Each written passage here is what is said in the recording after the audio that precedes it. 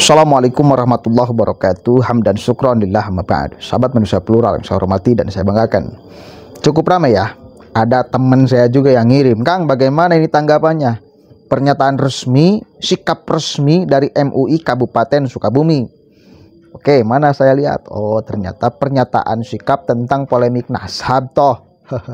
Oke, saya dengarkan. Siap.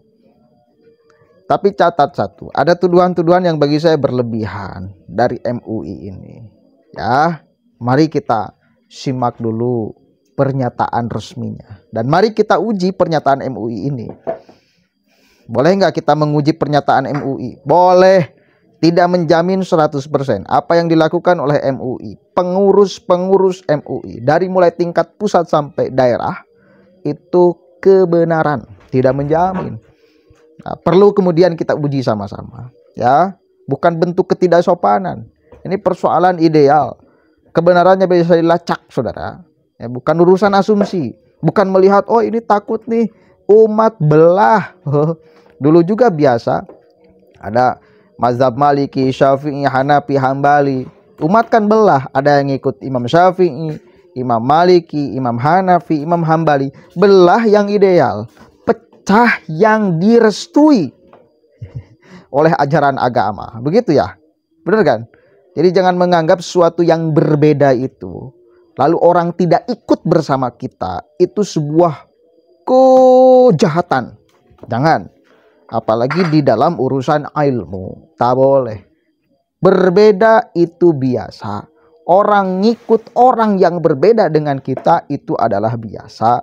Selama masih dalam patokan ijtihadi, ya. Kalau urusan ijtihadi, orang bebas berijtihad, boleh asal syarat-syaratnya terpenuhi.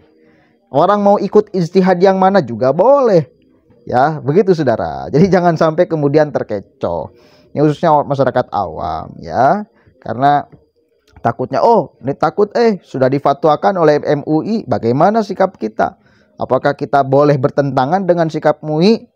Dan sebagainya, kan itu ya. Coba kita lihat dulu sama-sama nih pernyataannya.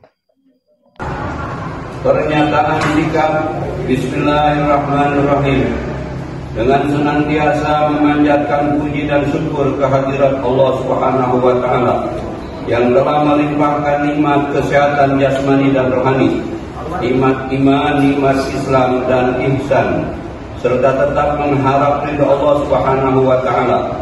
Pada hari ini, Majelis Ulama Indonesia Kabupaten Sukabumi telah memperhatikan fakta secara seksama tentang berkembangnya permasalahan atau polemik nasab Ba'alawi yang semakin memanas di masyarakat, khususnya di wilayah Kabupaten Sukabumi. Maka dengan ini MUI Kabupaten Sukabumi menyatakan sikap sebagai berikut. 1. MUI Kabupaten Sukabumi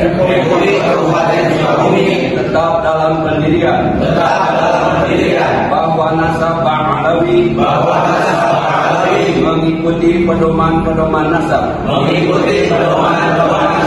yaitu Suhrah wal Istifadhah,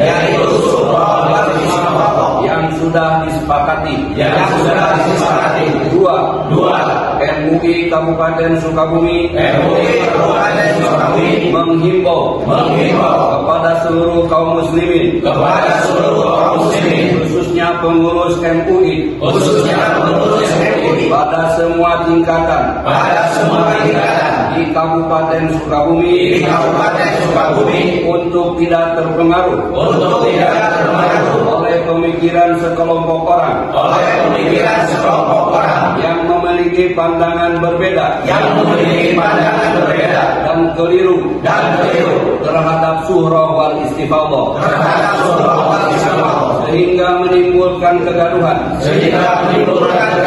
dan kecenderungan memecah belah umat dalam menentukan nasab Ba'alawi tersebut. Demikian surat pernyataan ini dibuat dengan sebenarnya. Semoga Allah Subhanahu wa taala memberikan kekuatan, taufik dan hidayahnya, kepada kita semua. Dibuat di Sukabumi, tanggal 27 Agustus 2024, bertepatan dengan tanggal 22 Safar 1446 Hijriah. Assalamualaikum warahmatullahi wabarakatuh. Oke. Jadi kalau saya amati dari semua pembelaan mereka berpedoman kepada syuhrah wal istipadah. Lah pertanyaan saya, apakah perangkat itu cocok untuk melacak orang yang hidup di abad keempat? Apakah hanya boleh itu saja? Bagi saya enggak. Sebagai orang yang pernah mengenyam pendidikan sejarah, saya menolak itu. Sebelum datanya ada, manuskripnya ada. Saya berulang-ulang katakan itu biar paham gitu loh. Ini bukan apa namanya ya. Bukan sesuatu yang di luar logika, lalu kita memaksakan untuk masuk. Enggak. Ini sesuatu yang normatif. Ya. Bahwa kemudian ada syuhrah wal istipadah menjadi pegangan, iya. Enggak jadi soal. Tetapi saya kira ini bukan satu-satunya perangkat untuk bisa melacak keaslian orang yang hidup di abad keempat. Justru ini bisa sangat subjektif kalau urusan syuhrah wal istipadah. Bisa sangat subjektif, saudara. Dan kalau diuji di ruang akademik saya kira rapuh itu. Untuk menentukan orang yang hidup di abad keempat cukup dengan syuhrah wal istipadah. Wah, apa gunanya kita belajar ilmu sejarah, ilmu filologi? Tak ada guna, saudara. Itu. Jadi bukan hanya itu. Bahwa kemudian itu penting untuk kemudian mencari yang intinya itu diperlukan syuhrah wal istipadah. Katanya diketahui bahwa misal seorang itu hidup di abad keempat. Itu kan untuk menjadi jembatan aja untuk melacak keaslian.